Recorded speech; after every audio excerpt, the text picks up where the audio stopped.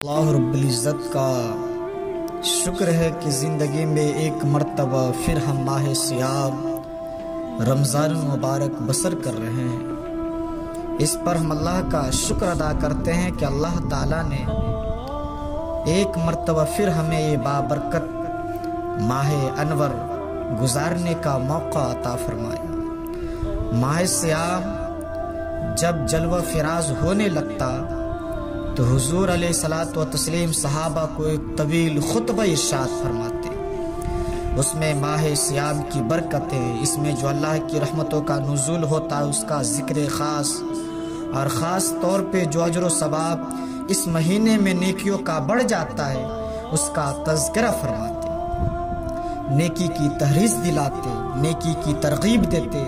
خود بھی حضور علیہ الصلوۃ والتسلیم ماہ سیام میں کثرت کے ساتھ عبادت فرماتے اور صحابہ کو بھی اس کی ترغیب کرتے۔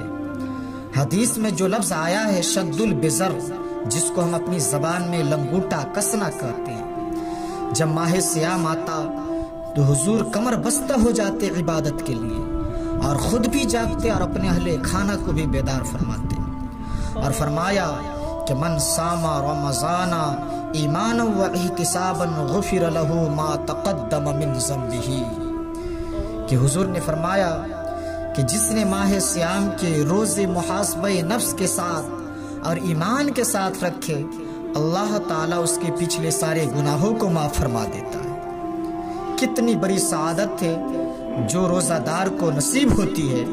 ہمیں ماہ سیام میں اہتمام سے اس کو گزارنا چاہیے۔ ہمارے بزرگ اس بات کی ترغیب دیتے تھے، اور ہمیں بھی عملاً اپنی اولاد کو اس بات کی ترغیب دینی چاہیے کہ اپنے گھروں کی صفائی ستھرائی ماہ سیام سے قبل اہتمام سے کریں۔ اگرچہ آپ کے گھر صاف ہوں گے، بڑے خوبصورت ہوں گے، لیکن اس کے باوجود بچوں کو ساتھ میں شامل کر کے گھروں کی صفائی کریں، اور اس نیت سے کریں اور یہ شعور بچوں کو دیں کہ یہ سب کچھ ماہ سیام کے لیے ہو رہا ہے۔ آپ کا کوئی بڑا اچھا سا مہمان آ رہا ہو تو آپ اس کے لیے گھر کو سنوارتے ہیں، تو بچوں کے ذہن میں آنے والے مہمان کا انتظار بڑھ جاتا ہے نفسیاتی طور پہ، اور اس انتظار کی شدت پیدا ہو جاتی ہے کہ یہ کون سا مہمان ہے کہ جس کے لیے گھر کو آراستہ کیا جا رہا ہے، اور رنگا رنگ کھانے اور پکوان کے بارے میں سوچا جا رہا ہے، تو اس کا انتظار بڑھ جاتا ہے۔ وہ مہمان آئے گا، یقیناً مہمان کے آنے سے اللہ کی رحمتیں اترتی ہیں، لیکن جو مہمان ماہ سیام کی صورت میں جلوہ گر ہوتا ہے اس کا کوئی اندازہ ہی نہیں کیا جا سکتا۔ اس لیے اپنی اولاد کو اس بات کا شعور دیں کہ یہ ماہ سیام ہے اور اس کی قدر کریں۔ جنت میں کوئی گرد و غبار نہیں ہے، جنت میں کوئی غلاظت نہیں ہے، جنت میں کوئی کچڑا نہیں ہے، حتیٰ کہ جو جنتی جنت میں جائیں گے وہ جو کھائیں گے اس پر بول و براز بھی نہیں ہوگا، پسینہ نہیں آئے گا، بلکہ وہ ایک خوشبودار ڈکار لیں گے اور اس سے ان کا کھایا ہوا ہضم ہو جائے گا، اور اس سے خوشبو پھیلے گی جنت میں۔ تو کوئی ایسی چیز نہیں ہے، لیکن اس کے باوجود پورے 11 مہینے جنت کی زیبائش و آرائش ہوتی رہتی ہے ماہ سیام کے لیے۔ اور حضور علیہ الصلوۃ والتسلیم نے ارشاد فرمایا کہ لوگوں کو پتہ چل جائے کہ ماہ سیام میں کیا ہے تو آرزو کریں گے کہ پورا سال ہی ماہ سیام ہو جائے۔ یہ اس طرح کی بابرکت ہے اور خوبصورت مہینہ ہے جس میں اللہ رب العزت اپنے بندوں پر کرم نوازی فرماتا ہے۔ آپ دیکھے ہوں گے کہ جب تاجروں کا سیزن آتا ہے تو تاجر پہلے سے تیاری کرتا ہے کہ اس سیزن کے اندر میں نے مالدار بننا ہے، اتنا مال کمانا ہے کہ پھر میں نے سارے سال بیٹھ کر کے گھر پہ کھانا ہے۔ ٹیلر لوگ تیاری کرتے ہیں کہ عید کے موقع پر اتنی محنت کریں گے، رات و دن اس طرح محنت کریں گے کہ پھر اگر سال بھر کسٹمر نہ آئے تو بھی گھر بیٹھ کر کے آرام سے کھا سکتے ہیں۔ کپڑے والے سوچتے ہیں کہ سیزن آئے گا، جو بھی سیزن ان کا آتا ہے اتنا کمائیں گے کہ سال بھر بیٹھ کر کھائیں گے۔ لوگوں، جیسے کپڑوں کا سیزن آتا ہے، ٹیلروں کا سیزن آتا ہے، پھلوں کا سیزن آتا ہے، ایک سیزن نیکیوں کا بھی ہے، ایک سیزن مغفرت کا بھی ہے، ایک سیزن جنتی بننے کا بھی ہے، ایک سیزن اللہ کو راضی کرنے کا بھی ہے۔ صاحب یہ کیا یہ کم ہے کہ میرے رسول سچے نبی صادق و مصدوق نبی نے فرمایا کہ ماہ رمضان کی ہر رات اللہ پہلے آسمان پر تجلی کرتا ہے اور اللہ اپنے بندے سے پکار پکار کر غروب آفتاب سے لے کر صبح صادق طلوع ہونے تک کہتا ہے میرے بندو اگر تو گناہگار ہے تو مجھ سے معافی طلب کر، میں تیری مغفرت فرما دوں گا، میں تجھے جنت کا پروانہ عطا کر دوں گا۔ اگر تو غریب ہے تو مجھ سے دولت مانگ تاکہ میں تجھے دولت عطا کر دوں، اگر تو نعمت سے محروم ہے تو نعمت مانگ تاکہ میں تجھے نعمت عطا کر دوں۔ یہی وجہ ہے کہ حضرات صحابہ کرام جب رمضان شریف آتا تو وہ ایسے تیاری کیا کرتے تھے جیسے ہم اپنے گھروں کی شادیوں میں تیاری کرتے ہیں۔ صحابہ اتنے مصروف ہو جاتے رمضان شریف کی تیاری میں اور ایسی تیاری کرتے تھے، ایسی تیاری۔ ہم بھی رمضان شریف کی تیاری کرتے ہیں۔ ہماری تیاری کیا ہے کہ سحری میں یہ ہونا چاہیے، وہ ہونا چاہیے، افطار میں یہ کھائیں گے، وہ کھائیں گے۔ مجھے اس سے کوئی شکوہ نہیں، میرے آقا نے اس سے منع نہیں کیا۔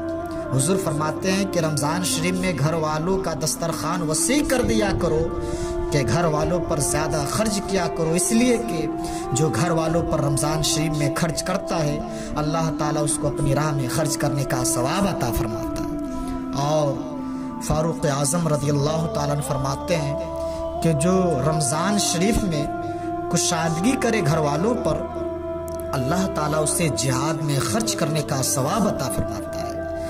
اور ایسا کیوں نہ ہو کہ یزاد فیہ رزق المومن، کہ اس میں مومنوں کا رزق بڑھا دیا جاتا ہے، وہ جتنا چاہے خرچ کرے، یعنی یہ ہماری تیاری، لیکن اس سے کوئی شکوہ نہیں۔ لیکن صحابہ کی تیاری کیا ہوتی تھی؟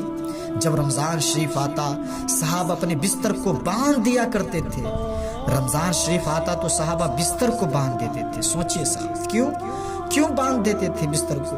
اس لیے کہ اب سونا نہیں ہے، سونے کی راتیں 11 مہینے کی تھی، اب غفلت میں زندگی گزارنا نہیں ہے، بلکہ راتوں کو جگ کر، دین کو جگ کر اللہ کی اتنی عبادت کرنا ہے کہ عبادت کا سیزن آ گیا ہے۔ اس لیے کہ اللہ کے رسول علیہ الصلوۃ والتسلیم نے فرمایا جس نے رمضان شریف پایا اور عبادت کر کے اللہ کو راضی نہیں کر لیا، ایسا بندہ ہمیشہ اللہ کی رحمت سے دور کر دیا جاتا ہے۔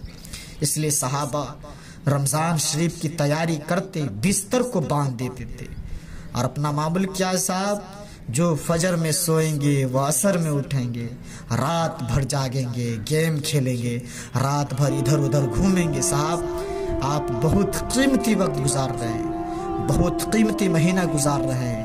یہ وہ مہینہ ہے جو جہنمیوں کو جنتی بناتا ہے۔ آقا علیہ الصلوۃ والتسلیم نے ارشاد فرمایا کہ ہر افطار کے وقت اللہ تعالیٰ 60,000 ایسے جہنمیوں کو جہنم سے آزاد کر کے جنتی بناتا ہے جن کا جہنمی ہونا واجب ہو گیا تھا۔ اور ایک مقام پر آقا علیہ السلام فرماتے ہیں کہ 5 لاکھ جہنمیوں کو ہر افطار کے وقت جہنم سے آزاد کیا جاتا ہے۔ اور اسی پر بس نہیں صاحب، حضور علیہ السلام فرمایا کہ جب شب جمعہ آتی ہے، ماہ رمضان کی جمعرات کا سورج غروب ہوتا ہے، تو جمعہ کا سورج غروب ہونے سے پہلے تک ہر سیکنڈ میں 5 لاکھ جہنمیوں کو جہنم سے آزاد کیا جاتا ہے۔ اور جب جمعہ کا آخری وقت آتا ہے، آخری ساعت آتی ہے، میرے کریم آقا نے فرمایا کہ جمعرات کا سورج غروب ہونے سے لے کر جمعہ کا سورج غروب ہونے تک ہر لمحے میں جو 5 لاکھ کو اللہ رب العزت جہنم سے آزاد کیا تھا، اب آخری سیکنڈ میں جو غروب کا وقت ہے، جتنے آزاد کیے گئے تھے اتنوں کے تعداد کے برابر آخری ساتھ میں اللہ تعالیٰ اپنے جہنمی بندوں کو جہنم سے آزاد فرما دیتا ہے۔ کتنا قیمتی وقت ہے افطار کا، کتنا قیمتی وقت ہے سحر کا۔ تو حضرات، رب نے ہمیں یہ ماہ صیام عطا کیا ہے، تو آپ اس میں سیرابی کے ساتھ رب کی عبادت کرے اور اس مہینے کی قدر کرے اور اس مہینے سے اپنے آپ کو فیضیاب کرے۔ اللہ ہم تمام کو توفیق کی نعمت سے مالا مال عطا فرمائے۔